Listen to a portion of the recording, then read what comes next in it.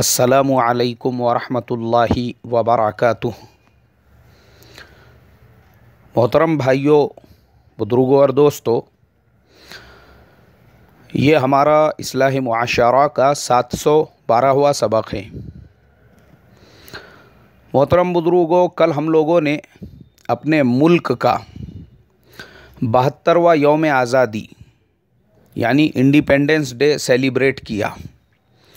पूरे मुल्क में जोश व खरोश के साथ में उसको मनाया गया। लेकिन मैं ये सोचने लगा, हम लोगों को आज़ादी मिलकर 72 साल हो चुके हैं, हम लोग उसका जश्न भी मना रहे हैं।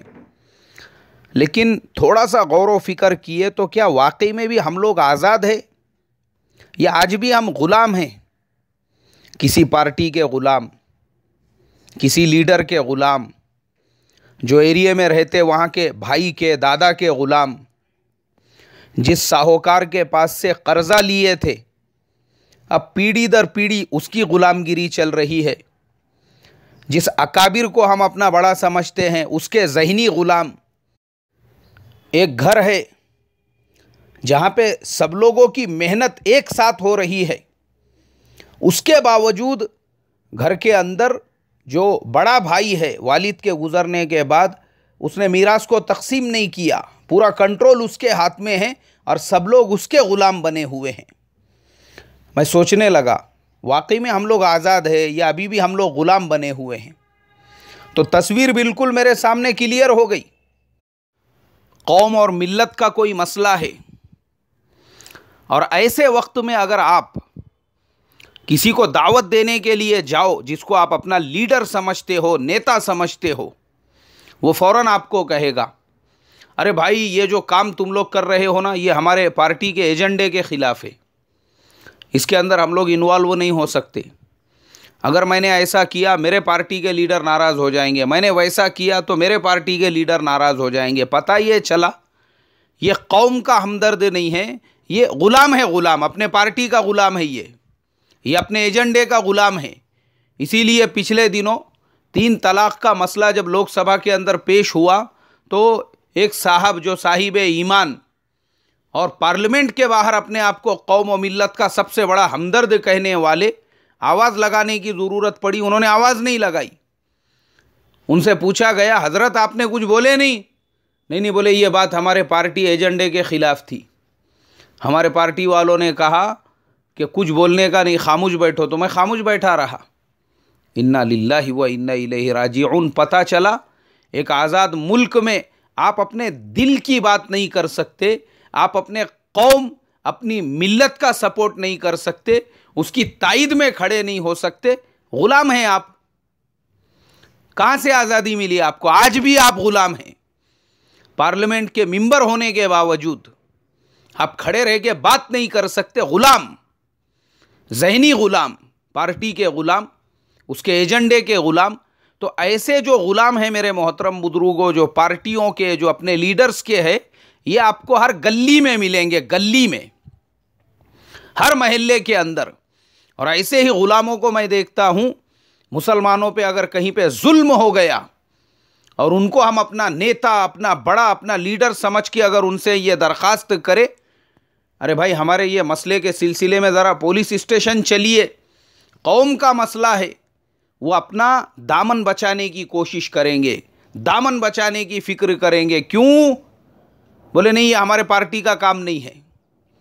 अल्लाह मेरी तुम्हारी हिफाजत फरमाए। मोहतरम बुजुर्गों, पता ये चला आज़ादी मिल के 72 साल हो चुके हैं, उसके बावजूद ज़हनी ग़ुलामी अभी तक गई नहीं। अभी भी ज़हनी तौर पे ग़ुलाम बने हुए हैं पार्टियों के, लीडर्स के और अपने अपने नेताओं के। इसीलिए बाज़ जगहों पर मैं देखता हूँ एक मुसलमान आराम से वो पूरे तालुक़े में एमएलए बन के आ सकता है, लेकिन सिर्फ इसलिए कि वहाँ के दूसरे मुसलमान वो ज़हनी ग़ुलाम बनकर कुछ ये पार्टी में, कुछ वो पार्टी में, कुछ वो पार्टी में, अब सब एक प्लेटफॉर्म पर आकर अपने एक ईमान वाले भाई को एमएलए नहीं बना सकते। क्यों? ग़ुलामगिरी गई नहीं अभी तक, अभी भी ग़ुलाम बने हुए हैं। कोई इसका ग़ुलाम, कोई उसका ग़ुलाम, कोई उसका ग़ुलाम, कोई उसका ग़ुलाम। गुलामगिरी के चक्कर में जहाँ पे 60% मुसलमानों की आबादी है वो पूरे बिखरे हुए हैं। तो पता ये चला अभी काई की आज़ादी मिली, आज़ादी तो अंग्रेज़ों से मिल गई, ज़हनी आज़ादी अभी भी नहीं मिली।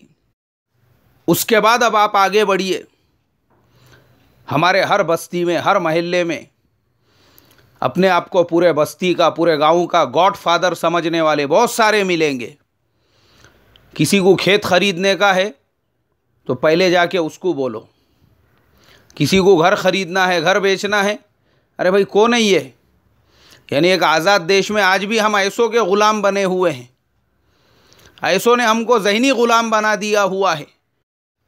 एक रास्ते से मैं गुज़र रहा हूँ, शिद्दत की गर्मी, धूप चिलचिलाती हुई, मैंने देखा हमारे एक हाफिज़ साहब वो उसी रास्ते से कहीं पे जा रहे हैं।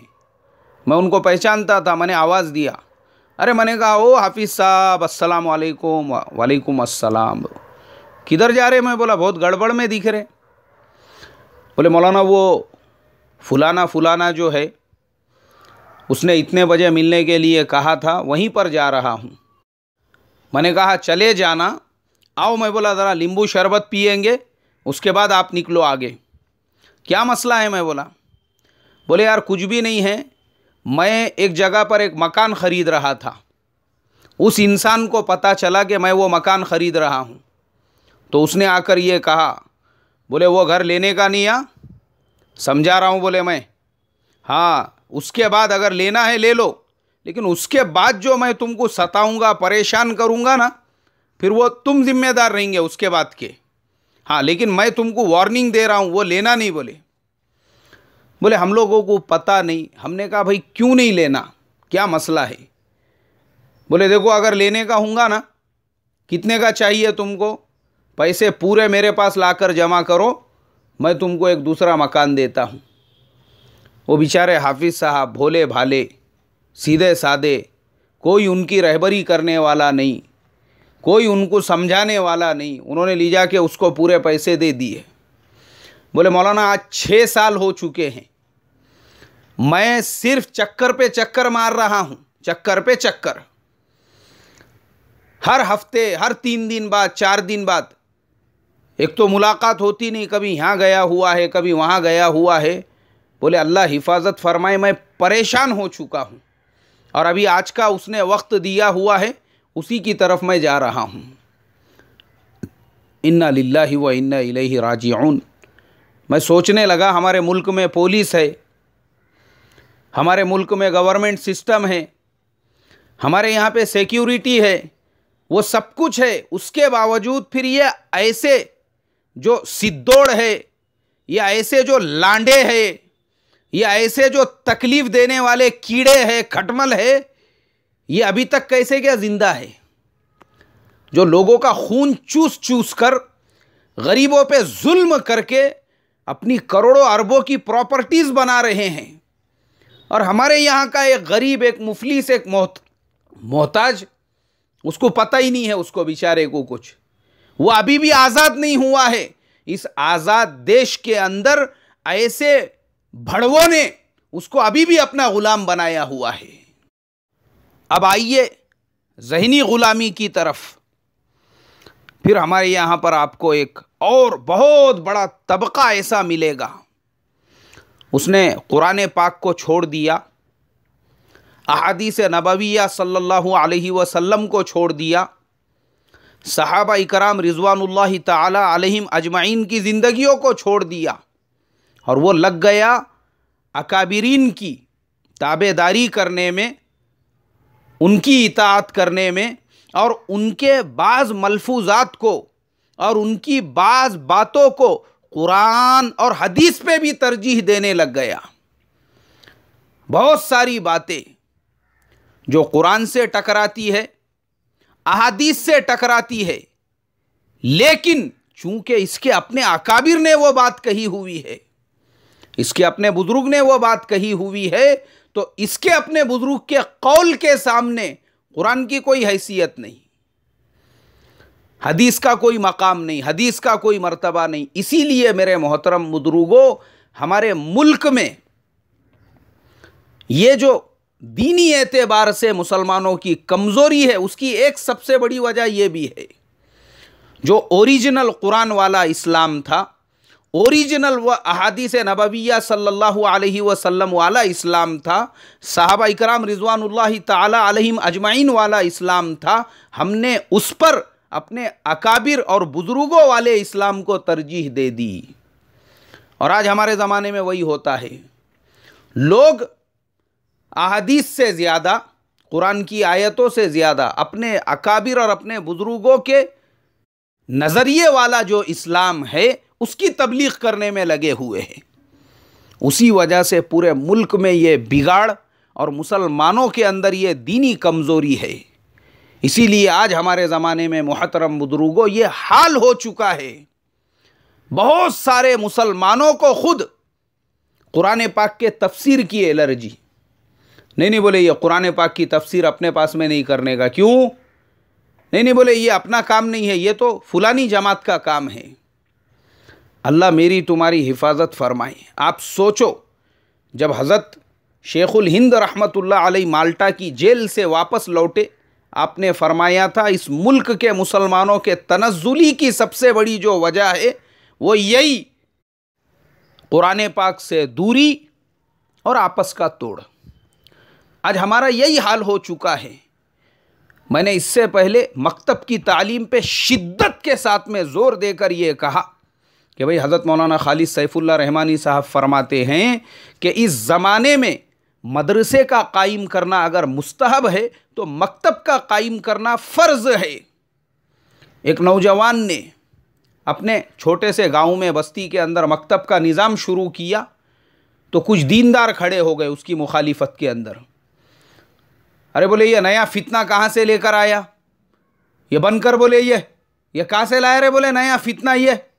अल्लाह हिफाजत फरमाए मेरे मोहतरम बुजुर्गों, जिस बस्ती के अंदर, जिस इलाके के अंदर और जिस मुल्क के अंदर मुसलमान इतना ज़हनी ग़ुलाम बना हुआ है, उसको बेचारे को ये भी पता नहीं है कि कुरान पाक की तालीम को आम करना, अरे यही तो हमारा मकसद है, लेकिन उसको मस्जिद में शुरू हुई तफसीर फितना लग रही है, मकतब फितना लग रहा है, मदरसे फितना लग रहे हैं। अरे भाई तू पहले चेक कर तेरे अंदर का इस्लाम भी जिंदा है या नहीं है।